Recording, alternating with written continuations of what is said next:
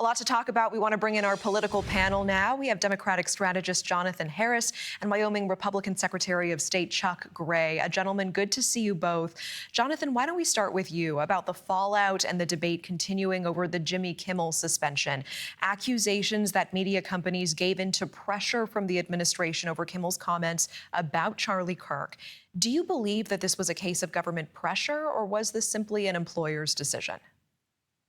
I mean, from everything that we've seen with the FCC chairman and the comments that he made, and Trump's comments very swiftly right after that, essentially congratulating them and telling them that they, kind of good boy, you did the right thing. I mean, this is definitely a government overreach. I don't think this is something that they would have done otherwise. And I think it's also concerning because, a lot of people tend to not understand that free speech is not about private companies, right? Like if you say something or I say something, an employer can fire that person. But what free speech is specifically about is about government not stifling speech. It's about government not stifling dissenting voices. And I think that's why so many people were so concerned about that, is because it was very specifically a right-wing government Trump did not like. I mean, obviously Trump and Kimmel have had their issues for some time. I think Kimmel was hosting an award show, it might have been the Oscars, and Trump was live tweeting it, and Kimmel insulted him in the middle of the award show.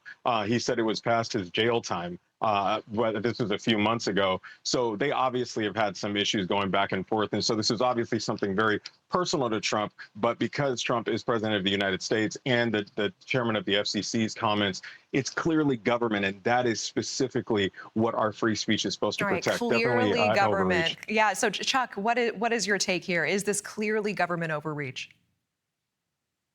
No, Kimmel's comments were disgusting. They were indecent. They were wrong. And the affiliates that pick up or make a decision of whether to pick up this show, Sinclair was one of them, said, we are not going to pick up this indecent show with these disgusting comments. And I commend the FCC chairman on his great comments and pointing this out in exposing this. And it was the affiliates that said, we're not going to pick this up anymore.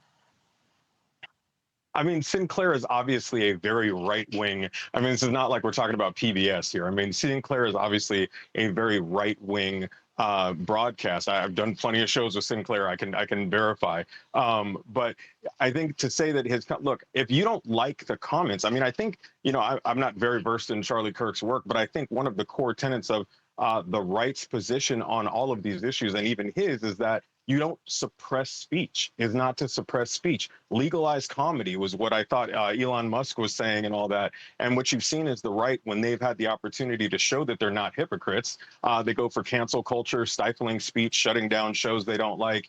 I just think I think that's kind of ridiculous. I kind of expected the right to be more vocal in defending Kimmel, but then I knew better. Chuck, I actually want to go to a new topic with the time that we have. We are seeing the Pentagon just issuing new rules for reporters in the building, that they must sign a pledge to not gather or release information, including unclassified material, unless it's been authorized for release.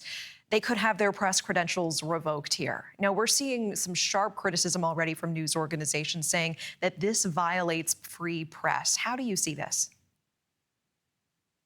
Well, this is a very important action by the Trump administration in protecting our country. We've seen that the legacy media will say anything, even if it jeopardizes our national security. And the Trump administration is doing great work to protect our country. And that is, this decision is part of that. We just saw them obliterating drug dealers that are trying to smuggle drugs into our country.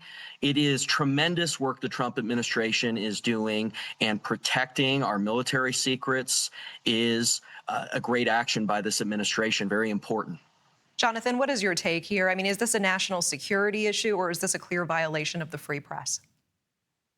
The Trump administration has been very consistent in their overreach and in their violation of what we all took as just sort of key tenets of our democracy, and kind of not even realizing that democracy is fragile, and so is all progress. And it has to be kind of, each generation has to do their version of defending it. It may not be like marching in the streets, but it might be, pushing back on social media. We've seen a wave of people canceling their Disney Plus memberships. And this is another example of that. He has a disdain for the press because the press is in a civilized society and democracy what holds truth to power. And when he's getting called out for the things that he does, he's very clearly has a disdain for the press. And this is just another example of that. And if this were Biden or Obama or Hillary Clinton, you would not see a single person on the right defending it. All right, Jonathan Harris, Chuck Gray, we're out of time, but appreciate you both. Thank you.